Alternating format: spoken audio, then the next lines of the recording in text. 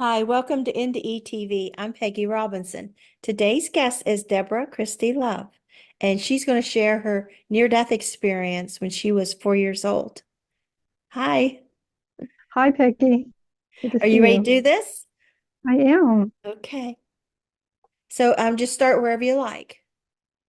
Okay. Well, my experience happened when I was just about four and I had to go get my tonsils out. And, back in that day in 1967, it was kind of the thing everybody had to get their tonsils out. Yeah. It was just scheduled. And I remember the day I went in and they took me, actually, the doctor came and got me. My dad kind of handed me over and he just carried me into the operating room. And I thought it was strange, even, for my dad to hand me to this stranger, even if he was a doctor. But he took me in the room and said, "Oh, your nose looks like it's kind of runny." And I remember thinking, I don't think it is. I don't know what he's talking about. But he went and got this hanky of some kind and he put the drops on it from the cupboard and this from this bottle. And then he goes, "Oh, here, I'll help you." And he put it on my face and he started holding it there and I couldn't breathe and I started kicking and squirming in his arms. Then he put me down on the operating table and there were other people in the room there waiting Was that for us, I guess. ether? Either ether or I don't know what else they could have used. I I think still there's a remember couple the things. smell of the ether, but when I went to get my tonsils taken, Yeah, I was little. it was I never horrible. forgot And that. I was kicking and screaming and fighting with him. And then it seemed like when he got me on the table, he could push down harder. So I was really convinced at that moment he was trying to kill me because I couldn't breathe and it smelled so bad. But then I started seeing, like it looked like fireworks. I was seeing like red and green and yellow and these colors. So I just kind of got distracted and looked at that. And next thing I know, I was in this big white bright tunnel. And I remember feeling like when I was in the room, that the room felt cold to me. And when I got into the tunnel, I was comfortable and warm, and it was really beautiful. And I realized the light at the end of the tunnel was like pulling me and calling me. And it felt like I knew after about a moment there that the more I felt like, oh, I want to go to this light, the faster I seemed to be pulled through it. And so I finally ended up, in this beautiful bright white light. And it was the most comforting, amazing, loving feeling I'd ever felt. And I knew that standing there, that it didn't matter who you were or what you could have ever done in any lifetime, that it was fine, that it didn't matter. You were forgiven and everything was love. And there was nothing you could say that would make you unworthy of that love. And it also felt really kind of exposed, even though I was only four. I remember thinking, well, this being knows absolutely everything about me. There's nothing to say because this being knows me so completely. And then it seemed like I just wanted to enjoy this energy. And then I felt like I was getting messages too, like the energy is you, it's all part of you, you're part of this source energy. And it started feeling like there was more beings and guides around me then. Um, there was actually a point where one of them said to me, like, I said, I kind of started feeling a little off. And she said, well, because you came so fast here, you're adjusting to this vibration. You'll feel it'll pass quickly, which it kind of did, but it was just kind of a momentary, like off balance kind of feeling, and it went away quickly. And then I guess I was left with the guides more. I felt like there was a female guide and maybe a couple angels with me because I couldn't really see clear faces, but they were so bright, to talk to. But it was all telepathic, and it was like you could just know everything they were feeling as they talked to you. And it was very interesting. Everything that I had a question about, it seemed I couldn't even finish the question in my head before the answer was already there, which was really interesting to me as well. And so the one guy said, well, I'm not sure what we should do right now. And so she went and kind of asked someone else. And then she came back quickly and said, well, I'm supposed to take you for a tour. So I got this beautiful tour of a beautiful garden was one of the first places. And there was a beautiful sunflower that was really, really tall. And as soon as I came close, it started like moving and like telepathically saying, "Hi, I'm so happy you're here." And I remember thinking, wow, they're really alive here. Because I mean, I know flowers are alive, but they don't talk, on Earth. So it was very cool. And there was a beautiful waterfall that I saw there in this garden. And this water drop that I saw fall out of the water, running water, kind of said hello to me before it landed into the pond. And then it landed into the pool of water, and I kind of thought, oh, it's gone. And then I heard, no, I'm not really gone. I'm just in with the rest. So Oh, it's funny how over the years that memory has come back different times when I needed to be reminded, we're all part of the one. And that's what this message was very clearly illustrating, that this drop blended in with the one, but it was never gone. It was still in there and didn't lose itself in with the rest. So it's kind of like that saying, you don't get lost because everything's added to you. You're still you, but everything's added to you. Um, so that was really cool. I saw a lot of places. I saw like a place that seemed like a campus where people were walking around, learning different things. You could take classes, you could listen to people talking, like teachers, and just a lot of things going on. I was in a quiet place that seemed like a place where you could just think and meditate or pray or whatever.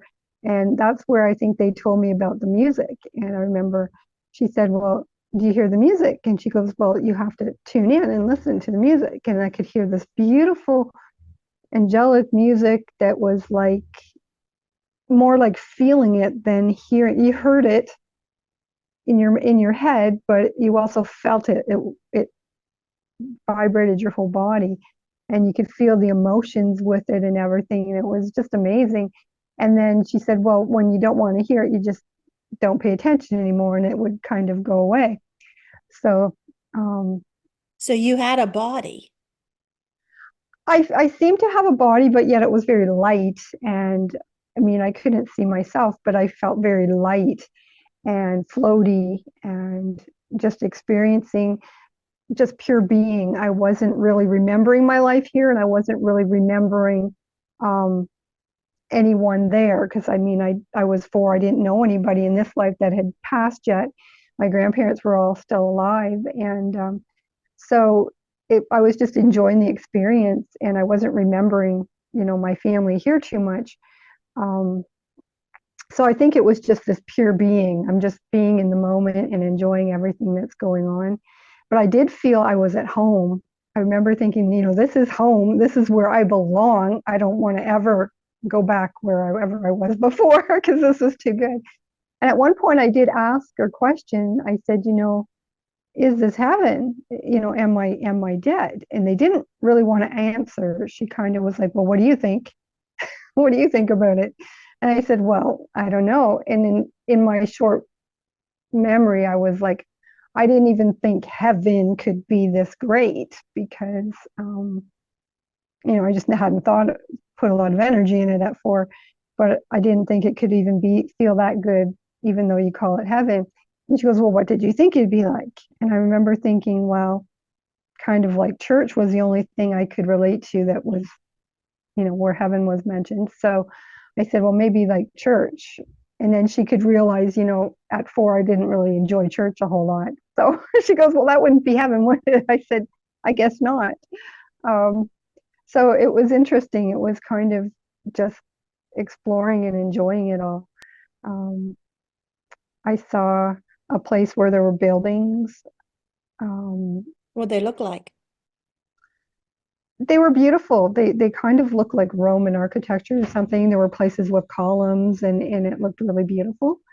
So it was interesting, because it seems, I'm sure there's places on Earth, but it's like, Earth took after what was already in heaven, and kind of thing modeled things after that. So there were like Hall of Fame type places and pillar rooftops that were open to the air and different things like that.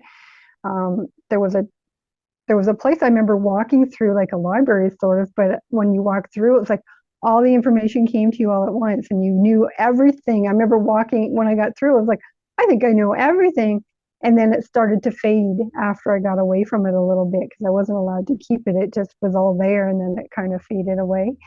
There was just so many interesting things. There was someone that came by at one point and she said, um, well, there was two people. One person came by and my guys were kind of like, oh, well, you're going to have to go because she can hear you or she can read your thoughts or know what's going on. So they sent this one being away. And I didn't really understand what was going on there, but I didn't think they wanted me to remember too many things of being home because they knew I was supposed to go back and they weren't telling me that. And then another one came by and said, well, there's somebody really important wants to meet you and you're very lucky. And she went away. She said it will seem like a few minutes. And then she was gone. And I remember thinking, you're so lucky. What does that mean? I have no idea what she's talking about. And then all of a sudden I saw this beautiful ball of golden light and got bigger and bigger. It got to be almost like the size of a small room. And then all of a sudden I could see this beautiful being standing there and he was magnificent. He was just like a king would be to a child, just absolutely beautiful and regal looking and everything. And there was a small bench that was beside him and he sat on the bench and his energy was so magnetic. I remember just being so almost feeling paralyzed because of the magnetic energy that he had. And when I was close to him, he was sitting down and I was standing and I could kind of look in his eyes and it almost seemed like a liquid blue, beautiful blue eyes and very tan skin, but very blue eyes and very light blonde hair. And I remember thinking, who are you? And he said his name was Sanat Kumara. And of course, at 4 being Canadian, I didn't understand what that name was. It wasn't like, Joe or, or Bob or anything. So I didn't understand what he was saying. So I said, pardon, like I didn't get that. And so this is while he actually stood up and he said his name 3 times. And he said, I am Sanat Kumara. And as he said his name, it was like all of heaven shook like thunder. It was like a small earthquake when he said his name. I am Sanat Kumara 3 times, really loud and clear. And he still knew I didn't really quite understand. And he said at that point, I'm your father, your heavenly father. And at that point, he sat down and kind of sat me up on his knee. And I remember feeling the energy and the love was so all encompassing that I thought if I could stay here forever, eternity, that would be all I would ever need because it was just so beautiful. And then he started to talk to me in my mind. And I remember thinking at that point, I don't know if I can listen and comprehend and feel all this love all at the same time. It was so overwhelming. But, I did the best I could. And we had a small conversation. He kind of said that, he said, your life won't always be easy, but he said, there will be help along the way for you. There will be helpers along the way for you. And, it was just mostly this feeling that, I just wanted to be there forever. This is home. I don't want to leave. And then when he put me down, when it was over, this conversation, it wasn't very long. And he said, you'll need a trigger to remember this. You'll probably forget this. And so he got up and he said to me, your children will always be looked after. And I remember thinking, children? I guess I'm having children someday. I didn't know what he's talking about. And then he said in his head, in his own mind, before he kind of got out of range, he said, she has complete amnesia. I'm surprised she has such complete amnesia. And I remember thinking, what's amnesia? I didn't even know what the word meant at that time. Um, so it was interesting. And then the thing that went with that was I did, when I came back, very much forget a lot of what happened. I started trying to tell them when I first woke up, and I did say, when I was in the other place, and my mom kind of got upset, but you know what, you've been here 3 days, what are you talking about? And that made sense to me as well. But I'm like, but there was another place. And I remember the more I tried to remember the other place, I could almost feel it being taken away from my memory. And, then I got distracted and, got back into 3D. But before I did leave there, I didn't really want to leave there. I wanted to stay. And so they had to convince me. And the last thing I remember seeing there was, I was standing on a beautiful yellow brick road, and I reached down and I said, they said, yes, it's pure gold. And I remember they said, yeah, you can touch it. So I bent down, I was touching this brick road that was pure gold. And she said, yes, it's pure gold. And I looked up and I stood up again, and I saw in the distance a beautiful castle.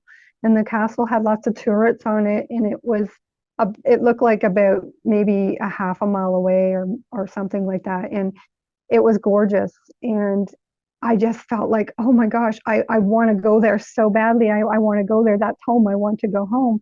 And they were like, no, you can't go there. That's only for people that stay. And when she said that, I was like, what? Like, it just went right through me what that meant. And I was like, but what do you mean? I don't want to go back. And she said, but it's almost time to go. And so then I heard one of them thinking, well, we'll have to convince her, I guess. So this bubble appeared, and it was like a TV sort of. And I looked into the bubble, and they were showing me my mother crying over the hospital bed. And then I felt her grief, and I was like, oh, I guess I have to go back. But I was confused because I was telling them, well, why is she crying? And they said, because if you stay, she'll have to go the rest of her life without you. And so I knew I couldn't allow that to happen. And so I decided, well, I guess I have to go back at that point. So, years later, when I did remember all of it, I was like, I think they tricked me. I didn't really want to go back, because at that point, my mom was already gone in heaven. And here I was sitting there going, I came back for you. You're not even here now. This isn't fair.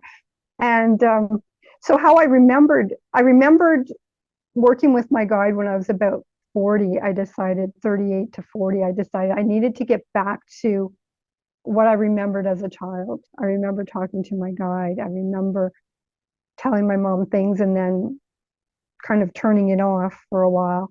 And I thought, I have to get back to that. And I started remembering from the end, going back to more the beginning of it. And I got to the certain point where I didn't remember meeting Sanat Kumara.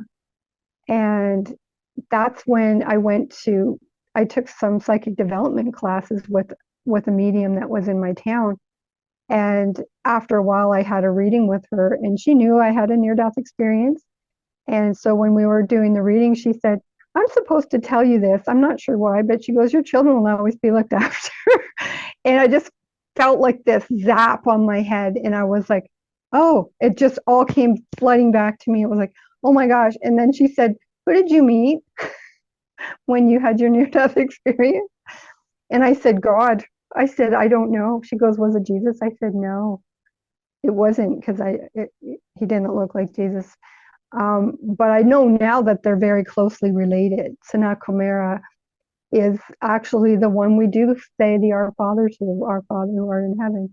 That is Sanat Kumara. That's why he said, I am your Father, your Heavenly Father. And so Jesus, his spiritual name there is Sananda Kumara.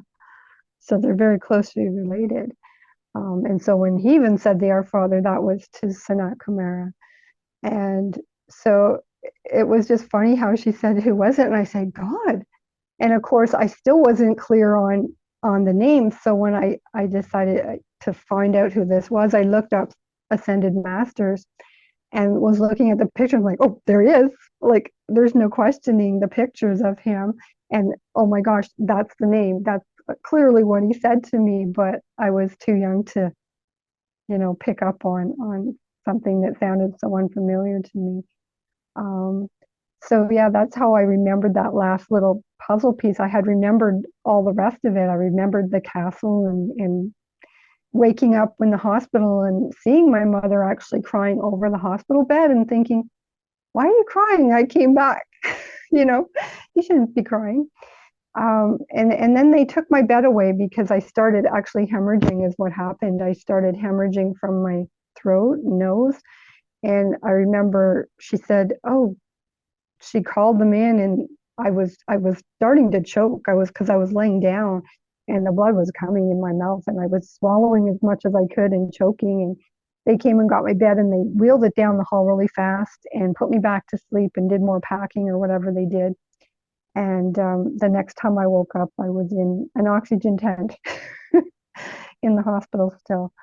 And I was there for several days. But, I came back. And as they took me away, I remember her telling me, don't be afraid. It's going to be okay. And I remember going, I know it's going to be okay because I chose to come back. So I knew there was no going back on that decision. And I was here to stay for a while.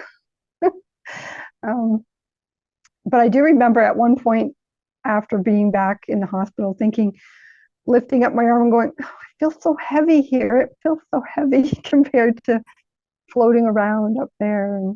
And yeah, so I wasn't altogether thrilled with being back, but I accepted it. And part of the accepting it, them helping me accept it, was that I forgot it for a long time, because what I did realize after was that at one point I asked my grandmother why I remember something happened, but I don't remember too much. And she said, because it would be too hard to remember that and still have to live here and grow up here.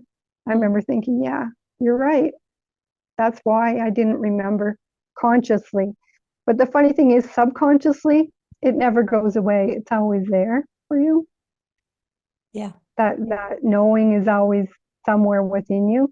And it wasn't long after that my guide started talking to me. It was within a month or so of coming back home that he started talking to me, introducing himself and telling me things. And I questioned him a little bit, and he was very happy because I'm so glad that you questioned that. Because at one point I remember saying, are you from God? And he said, I'm so glad you asked me that. I'm proud of you. And so he was with me a lot through those early years. And I didn't know that was weird. I didn't think too much of that as being weird until I started telling my mother some things and she didn't like what I was telling her. And she kind of questioned it, and I didn't have good answers for her. And so she kind of got upset with me once because she said, oh, I'm going to have another baby, because I was about 5 and my brother was 2 years younger. And she goes, yeah, I'm going to have another baby. You can't tell yet. It's going to be a while. And I remember I could feel my guide there telling me, oh, not anytime soon. I didn't feel like it was going to happen. So I said to her, I don't feel like it's going to happen. And she got upset with me. And I'm like, but I'm just telling you, I don't feel like it's going to happen. I don't feel like there's going to be another baby. And she said, but why don't you believe me? I know you can't see yet, but I went to the doctor and he told me, so why don't you believe me? I said, well, I believe you, but I don't feel like it's going to happen. And so I said, well, let me check. And so I remember kind of closing my eyes and I could feel where my guide was. And then he said, not anytime soon. So I told her not anytime soon. And she got very upset with me. She goes, who are you talking to? I'm like, I don't know, but he said not anytime soon. And that's when she got really upset and freaked out. And I just cried. I just sat there and cried because I thought it felt so good to tell her these things because it seemed important. I thought, well, you would think she would want to know these things because it's about her, but yet she reacted so badly to it. And I think what I got when I was older, looking back at that, I thought, what really happened when she reacted so with fear and not understanding, confusion, which is understandable when I look back at it. Um, it just really, for me, probably brought up a lot of past life things that were like, you know what? Other lifetimes where I was psychic or did these things, it didn't go that well for me. There were a few that I got burned as a witch or something to that effect. And I think that kind of came up with that, her reaction so badly. So it never went away, but I just kind of internalized it and didn't tell things as much as I was before, happy to tell all these things, excited to tell her. And I just kind of stopped because it felt I didn't want that reaction again from her. And so I realized that things would, I'd get told things and they'd come to pass, and I hadn't said anything about it to anybody. And sometimes I thought, well, maybe I should have, but I don't think it would change anything. So I just didn't sometimes, you know. Yeah. So it was quite the journey when I was little and had to figure that out for myself. When did you start talking about it? Um, t you mean telling her things that would happen? You know, like sharing your story publicly? I didn't start until, gee, I was mid 40s. I had remembered it all. I started working with my guide again and telling, he helped me remember it. I started actually getting some past life memories as well, coming with that. And at some point along that journey, I became a hypnotist. I took the classes and courses to become a hypnotist and worked with past life regression a lot and saw a lot of my past lives during that class and that training. And then by doing that, it seemed like even spontaneously I would remember other past lives. But the thing with them is I realized that the things I remembered were only things that were helpful in this life. They were memories where I knew people from this life or situations were similar. And sometimes you'd see something and go, oh, I've been doing that a long time. I'm still working on this kind of a lesson here. And I'm still doing the same things as a healer and, um, and working in that way. So you start to see all the helpful things, and you see things. I saw a past life with my only brother, and I remember we were kind of always a little bit like oil and water. We never had a lot of interest the same, and seeing that past life was, oh, well, that answers a lot of questions. You kind of get a lot of questions answered from this lifetime in relationships and the dynamics of things in your family and the people you've been with before, and it kind of helps things make sense that, you wonder.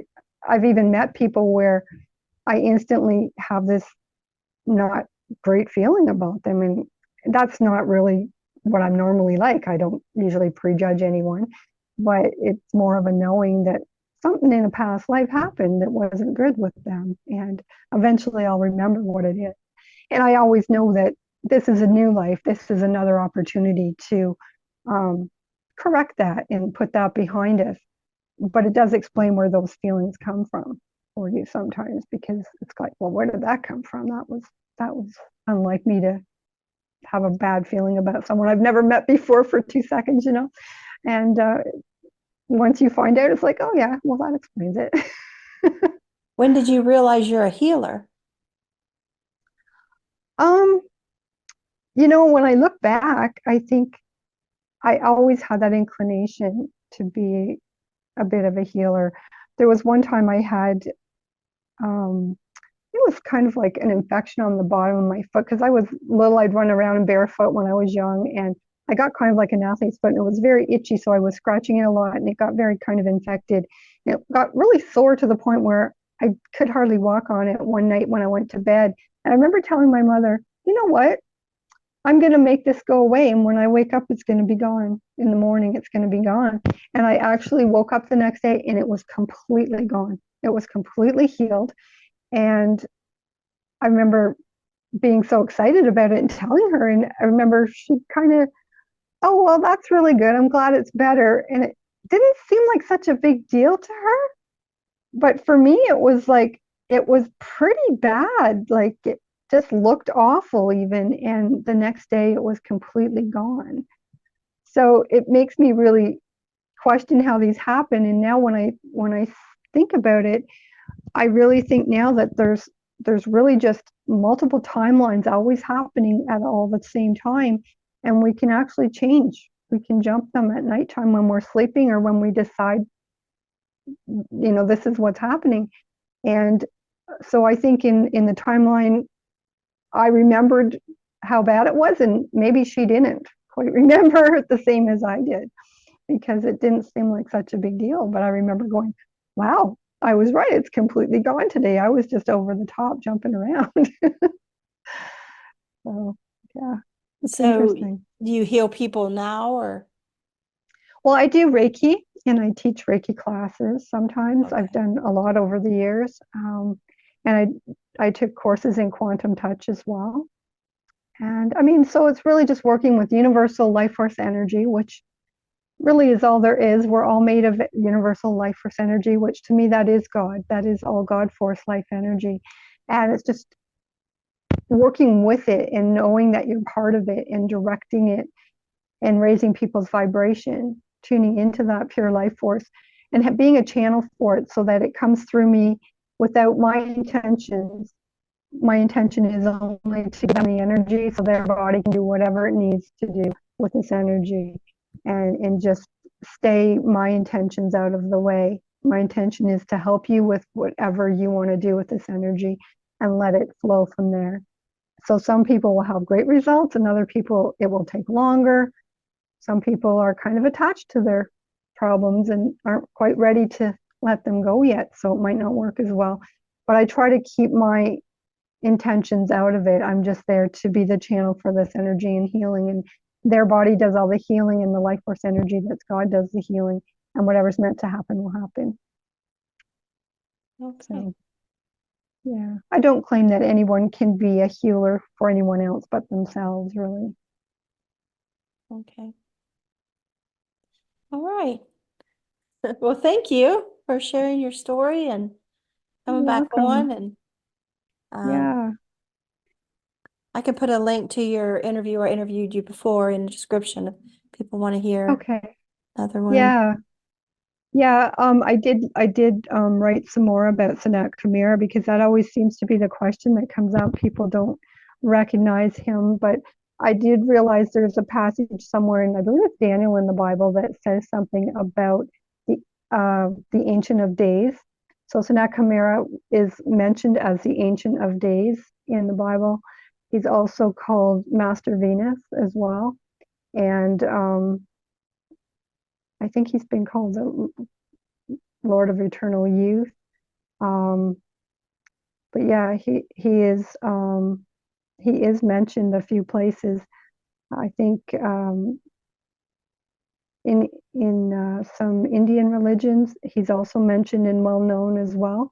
So whether they call him other names or not, it's always the same energy.